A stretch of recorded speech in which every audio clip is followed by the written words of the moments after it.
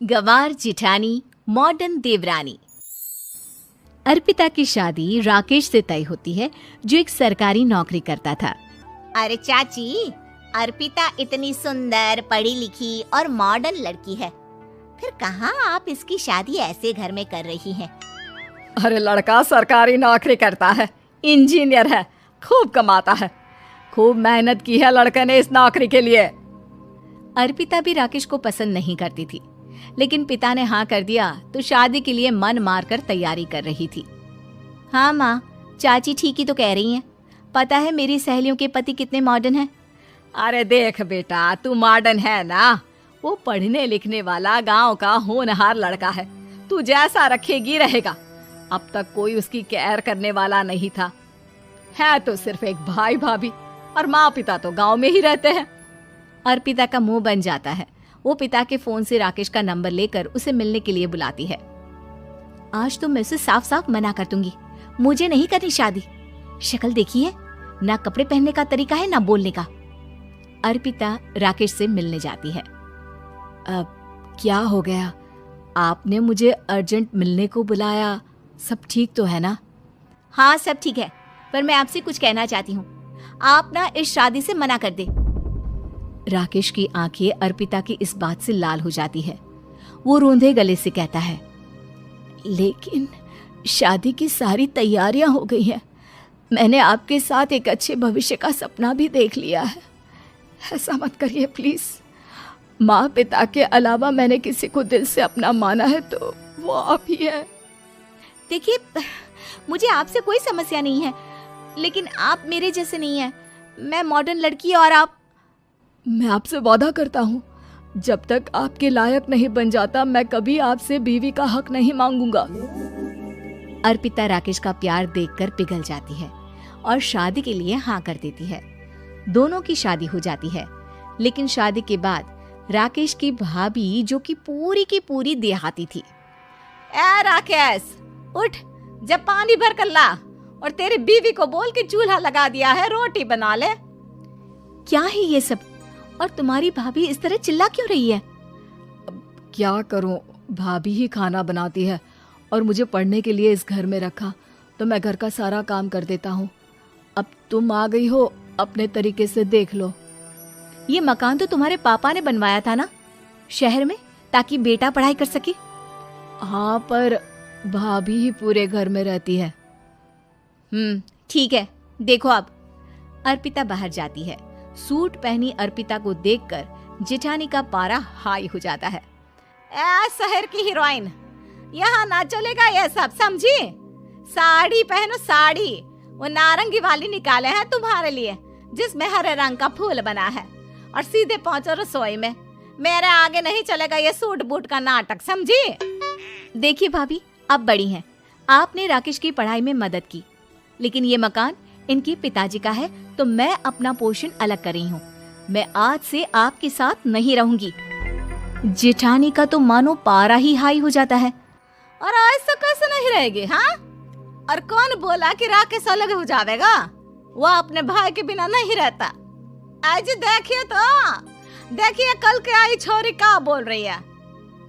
राकेश के साथ बात हो गई है, मैंने ऊपर का हिस्सा राकेश को दे दिया है। उसकी अपनी जिंदगी शुरू हो रही है, तो अच्छा है ना कि अब रसोई भी अलग हो जाए। अर्पिता राकेश की ओर फक्र से देखती है कि उसने अर्पिता के लिए स्टैंड लिया। अर्पिता बाजार में जाकर सारा रसोई का सामान ले आती है। पिता के दिए सामान से घर सजाती है और अपने तरीके से पूरे घर की सजावट करती है। शाम को राकेश ऑफिस से आता है। कुर्ता पैजामे में राकेश को देखकर, अरे ये क्या पहना है? भाभी सिलती है ना कुर्ता, मैं सारी कमाई भाभी को ही दे देता हूँ। लेकिन अब ना बीवी को देना होगा, क्योंकि भैया भी अच्छी नौकरी करते हैं। भाभी अपने पति का पैसा संभाले और मैं अपने पति का पैसा संभालूंगी। तभी भाभी आ जाती है। अरे देखो, बहुत हो गया। हाँ, अलग रहने तक तो ठीक था, लेकिन पैसा हम एक फूटी कौड़ी नहीं देंगे। बचपन से तुम्हारे पति को हमने पाला है, उसका हिसाब दो। अच्छा, हिसाब चाहिए? कितना पढ़ी हैं आप जो आपको हिसाब चाहिए? बड़े भाई हैं उनकी, जिन्होंने उन्हें पढ़ाया लिखाया, वो हिसाब मांगेंगे तो जरूर दे दूंगी भाभी। अरे देख, हाँ, अगर तूने पढ़ाई की है तो मैं भी अंगूठा छापना हूँ। अरे 5 की रात तक पूरी पढ़ाई की है, समझे? वैसे भी कल इन लोगों के माँ बाबूजी आ रहे हैं गांव से, वही लोग ठिकाने लगाएंगे तुझे। अगले दिन सास ससुर आते हैं, दोनों बहुत ही सीधे लोग। अच्छा किया जो ऊपर के हिस्से में राकेश की गृहस्थी लगा दी। अब दोनों बेटे अपना अपना देख ले। छोटी बहू कहाँ है? अरे बहुत ही चालाक है माँ जी, ऐसी जबान चलाती है जैसे दर्जी कैंची चलाता है। वैसे बहू तुम भी कम नहीं थी। और सुनाओ। तभी छोटी बहू सास ससुर के पैर छूकर उन लोगों को चाय और नाश्ता देती है। माँ जी, आप थक गई होंगी, मैं खाना लगा देती हूँ, ऊपर आ जाइए चाय पीकर। अरे बस बस, यही रहेंगे वो, क्योंकि बड़ी बहू मैं हूँ। हम एहसास है इनके माँ बाबूजी मेरे पास ही आए हैं। चलिए माँ जी, आप ना किचन में खाना बनाइए, मैं जरा बाजार होकर आती हूँ और फिर साथ में खाना खाते हैं। जेठानी बाजार निकल जाती है और सास ससुर बेचारे घर पर अकेले। फिर दोपहर को, माँ जी, मैंने आप सभी के लिए खाना बनाया है। माना मैं छोटी हूँ, लेकिन अच्छा लगेगा अगर आप लोग मेरे साथ रहें। वैसे भी यहाँ है कौन बेटा, चलो ऊपर राकेश के पास ही चलते हैं। सास ससुर दोपहर का खाना खाकर वहीं आराम करने लगते हैं कि जेठानी आ जाती है। अरे वाह, ये तो वही बात हुई ना, कल की आई को पूरा परिवार और हम अकेले के अकेले। भाभी देखिए, परिवार में प्यार से रहा जाता है, ना कि चालाकी से। अम्मा खाना कैसे बनाती, पहले ही गांव से थक कर आई हैं। हाय रे दया, तो मैं का बाजार से ऐस करके आ रही हूँ। अरे भूख के मारे मेरा सर दर्द हो रहा है, पर यहाँ मेरी फिक्र कौन करेगा। अरे तो किचन में खाना है, लगा देती हूँ मैं भाभी। बड़ी बैठकर खाना खाती है और शाम को जब राकेश घर आता है। अरे राकेश, तू तो पूरा हीरो लग रहा है इन कपड़ों में। ऐसे कपड़े पहले क्यों नहीं पहनता था? राकेश बीवी की तरफ देखता है और फिर कहता है, माँ, पहले पहनाने वाली नहीं थी ना। हाँ हाँ, और हम जो हाथ से सिल सिल कर कुर्ता पहनाते थे उसका का? अरे तुम्हारे भैया तो आज भी पहन रहे हैं।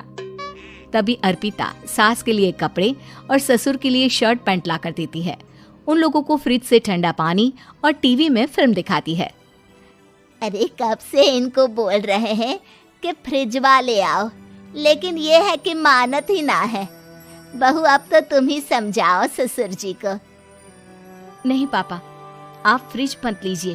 अरे वाह रे छोटे, खुद फ्रिज का ऐसे का मजा ले, और इनकी माँ के पास फ्रिज भी ना हो। अरे देखा पिताजी, देखा माँ जी कब बोल रही है। अरे उसकी पूरी बात तो सुन लो कि वो क्या बोल रही है। वो इसलिए क्योंकि अब माँ जी और पापा यहीं रहेंगे मेरे पास।